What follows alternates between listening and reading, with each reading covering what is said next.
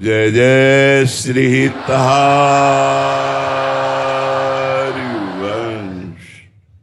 आप वृंदावन की पावन भूमि परम पवित्र श्री यमुना जी के तट पर बैठे हुए हैं।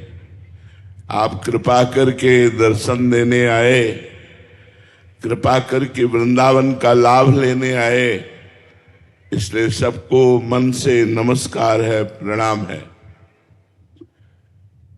मनुष्य जन्म बड़ा दुर्लभ कहा गया है शास्त्रों में।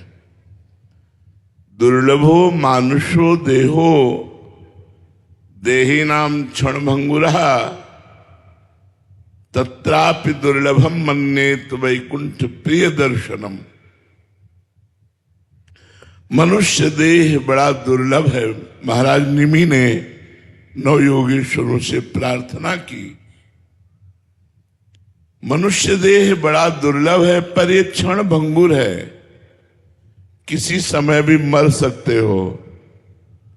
कोई भी घटना, कोई भी रोग, कोई भी निमित्त बन सकता है और आपका शरीर नष्ट हो सकता है। क्षण भंगुरा। इस दुर्लभ देह की दुर्लभता है। तत्रापि दुर्लभम मन्येत वैकुंठ प्रिय दर्शनम। भगवान श्री हरि के प्रेम करने वाले प्रेमी संतों का दर्शन दुर्लभ है। ये बात महाराज जी मैंने कही। संतों के दर्शन से क्या लाभ मिलता है? पहले तो गोस्वामी जी ने कहा, संत दरस जिम पातक टरई। दूसरी बात कही, संत संग अपवर्ग कर कामी भव कर पंथ। दो बात कही।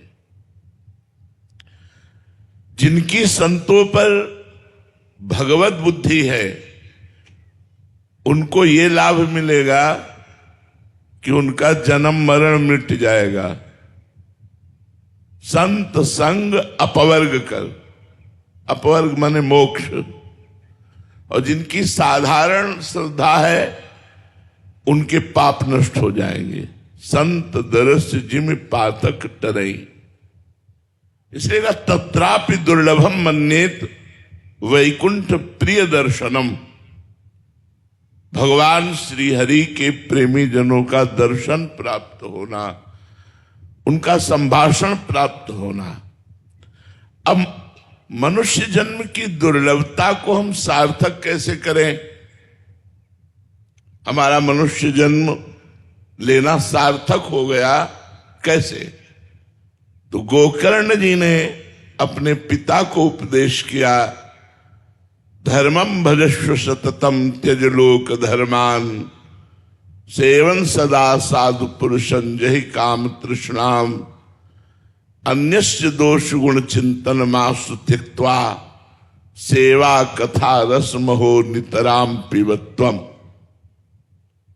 सदैव धर्म का भजन करना चाहिए। भजन माने होता सेवन, सेवन माने धर्म को धारण करना चाहिए। हमारा शास्त्र क्या कहता है, हमें मनुष्य जन्म लेकर कैसे आचरण करने चाहिए, ये जब ज्ञान होता है तब धर्म का पालन होता है। धर्म किसे कहते हैं? जिसे शास्त्र और संत आदेश करते हैं करो, उसे धर्म कहते हैं। अधर्म किसे कहते हैं? जिसे शास्त्र और संत कहते हैं ना करो, उसे अधर्म कहते हैं। तो धर्मम भजस्व सततम। सततम माने निरंतर धर्म से रहना चाहिए। तो धर्म तो बहुत है। पत्नी का धर्म है पति की आज्ञा का पालन करना, पुत्र का धर्म है माता पिता की सेवा करना, पिता का धर्म है पुत्र आदि की सेवा।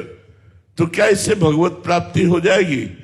बोले नहीं, इस धर्म का फल है भागवत धर्म को धारण करना। धर्मम भजस्व सततम त्यज लोक धर्मान। इन लोक धर्मों का त्याग करके भागवत धर्म का पालन करो। बोले भागवत धर्म क्या है? मन से, वचन से, अहंकार से, इंद्रियों से, अनेक जन्मों के स्वभाववश जो जो कर्म बने वो भगवान को अर्पित कर दिए जाएं, भगवान के लिए किए जाएं और भगवान का नाम जप किया जाए। बोले तो बड़ा कठिन है। तो बोले संतों का संग करो। धर्मम भजस्व सततम त्यज लोक धर्मान सेवन सदा साधु पुरुषन। लोक धर्म का त्याग करके भागवत धर्म में चलना ये बड़ा कठिन है, लेकिन इस कठिनता की पूर्ति जो संत समागम करते रहते हैं उनको हो जाती है। उनमें इतना आत्मबल आ जाता है कि वो संसार का मोह त्याग करके, अज्ञान त्याग करके भगवत धर्म में चलने लगते हैं। संतों का सेवन करें। तो आगे लिखा कि संतों का सेवन करने में सावधानी क्या रखनी है?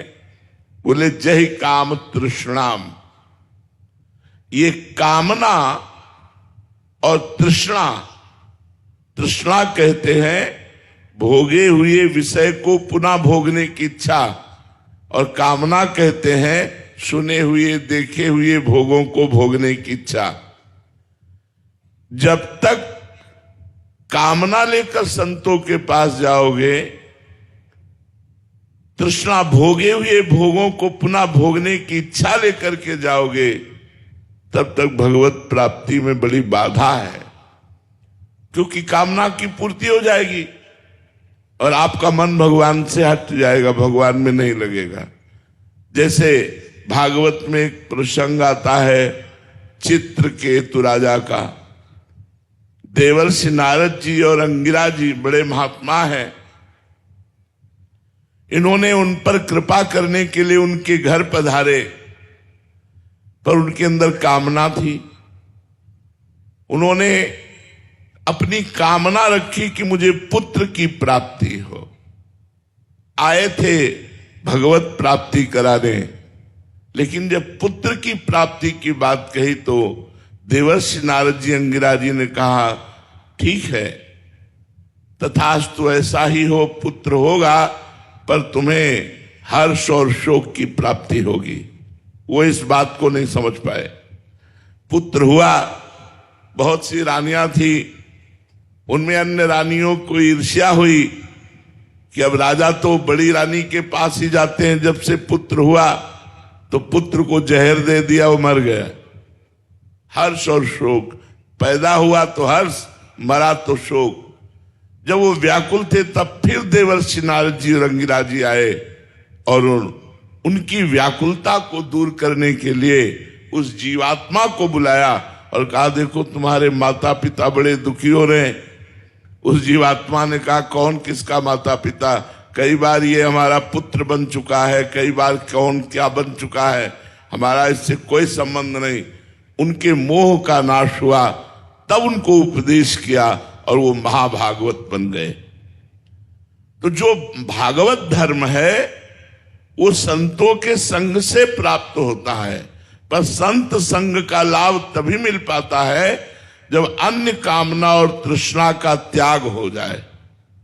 तो कहा धर्मम भजस्व सततम त्यज लोक धर्मान सेवन सदा साधु पुरुषन जय काम तृष्णाम अन्यस्य दोष गुण चिंतन मासु त्यक्त्वा। दूसरे के गुण दोषों का चिंतन करना त्याग देना चाहिए। यदि साधना में परिपक्वता लानी है, यदि अपने पुण्य बचाने हैं, तो कभी किसी की निंदा ना करे, किसी का दोष दर्शन न करे। और गुण भी मायाकृत हैं, इसलिए हम गुणों से प्रभावित नहीं होते।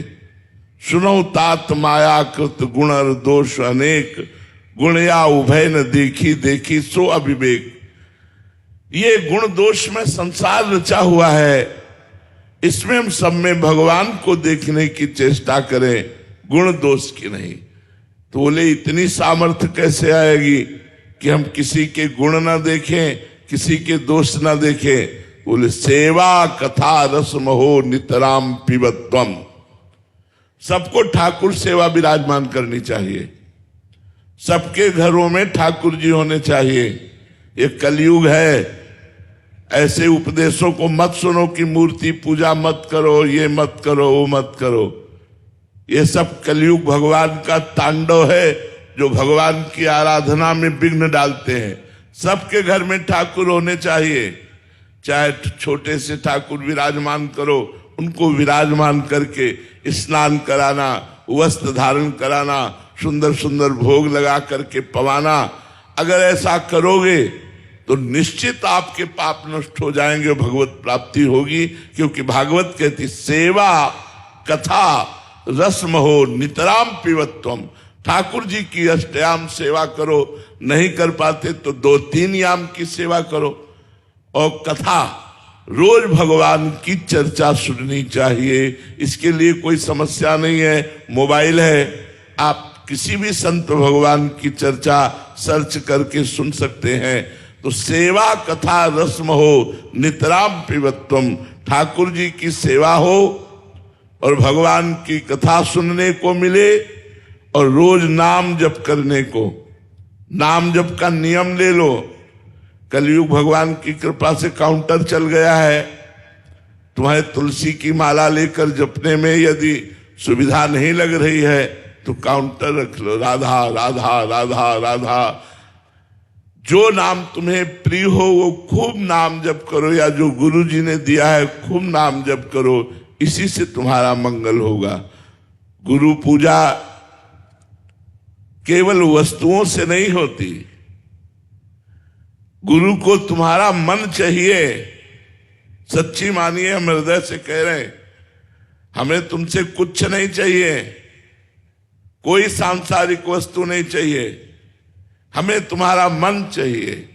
यदि तुम हमारी बात मान जाओ और मन से राधा राधा राधा वल्लभ श्री हरिवंश, राधा वल्लभ श्री हरिवंश रटो, गुरु पूजा हो गई।